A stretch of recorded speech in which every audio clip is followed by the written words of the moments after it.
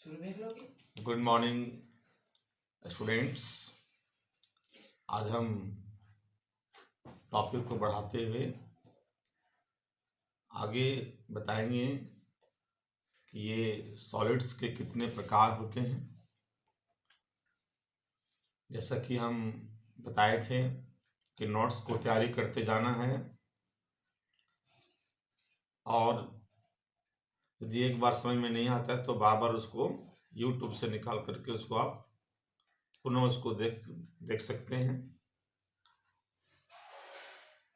और मैं आशा करता हूँ कि आप लोग बहुत अच्छे ढंग से रहते होंगे, लॉकडाउन का पूरा पालन करते होंगे। मैं भगवान से प्रार्थना करते हैं कि आप लोग लॉकडाउन के दौरान सुखी और स्वस्थ होंगे। तो मैं अब बताते हैं टॉपिक्स को नेक्स्ट। सॉलिड्स के कितने प्रकार होते हैं, टाइप्स ऑफ सॉलिड्स।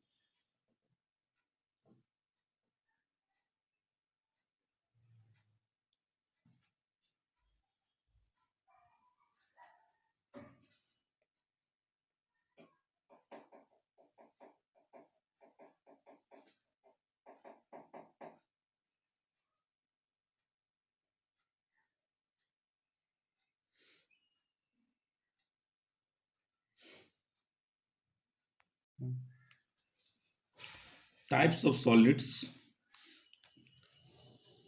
सॉलिड के कितने काइंड्स होते हैं। सॉलिड्स में classified into 4 classes which depending upon the types of constituent particles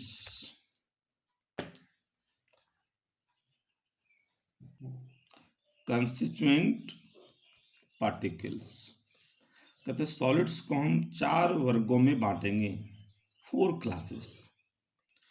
जो डिपेंड करेगा, उसका आधार क्या होगा बांटने का, तो टाइप ऑफ कंस्टिट्यूएंट पार्टिकल्स, वो पार्टिकल्स का प्रकार क्या है, वो कैसा पार्टिकल्स है, और nature of forces existing between them, और उनके बीच जो फोर्स लग रहा है उस फोर्स का नेचर क्या है, यानी दोनों बात पर डिपेंड करेगा।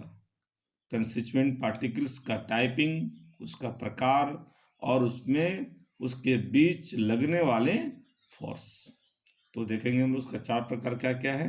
मॉलिक्यूलर सॉलिड, इसमें 3 काइंड्स हैं, नॉन पोलर, पोलर और हाइड्रोजन बॉन्डेड वाले मॉलिक्यूल्स। ये तीनों मॉलिक्यूलर सॉलिड के अंतर्गत आता है।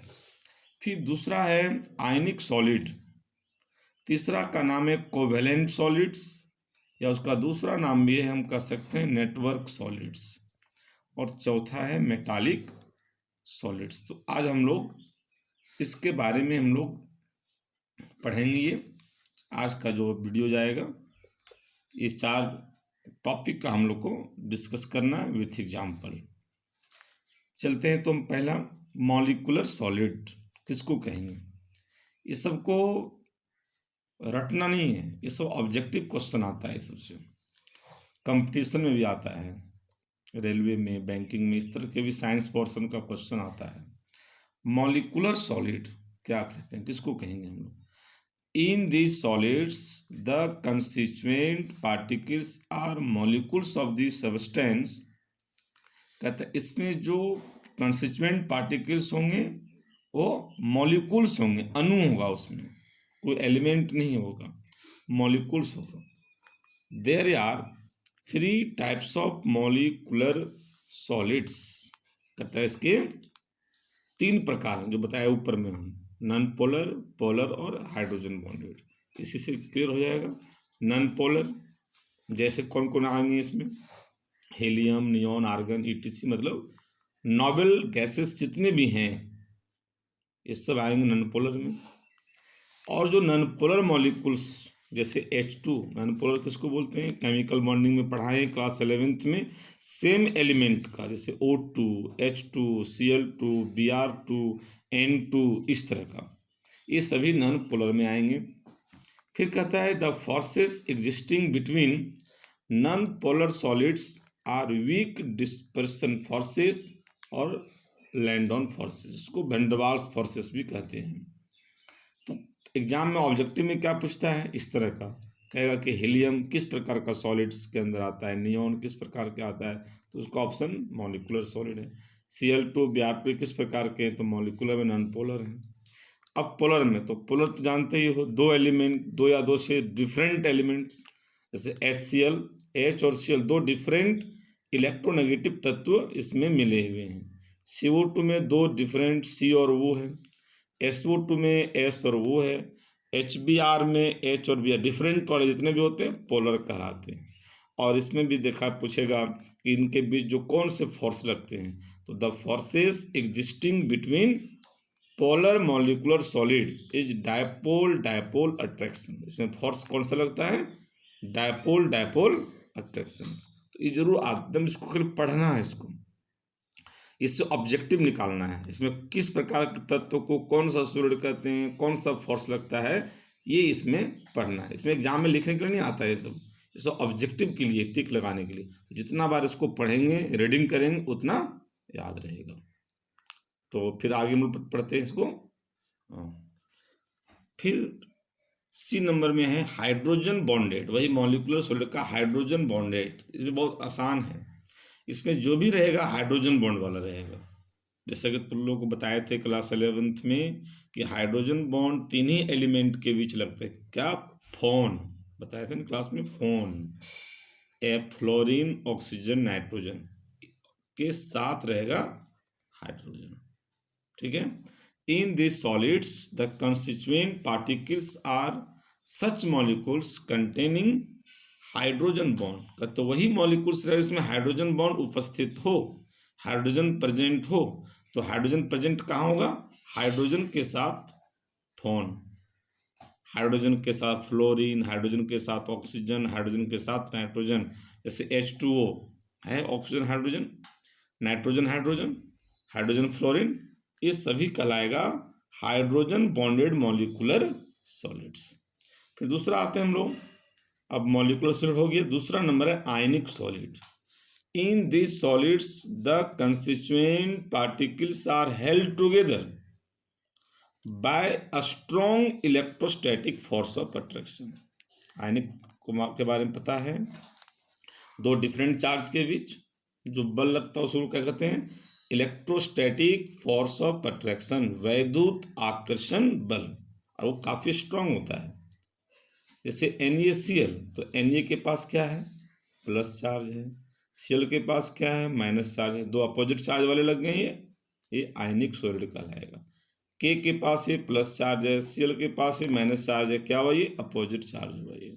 तो इस प्रकार का जो अपोजिट चार्ज प्लस माइनस के मिलने से जो होता है वो कहलाता है आयनिक सॉलिड।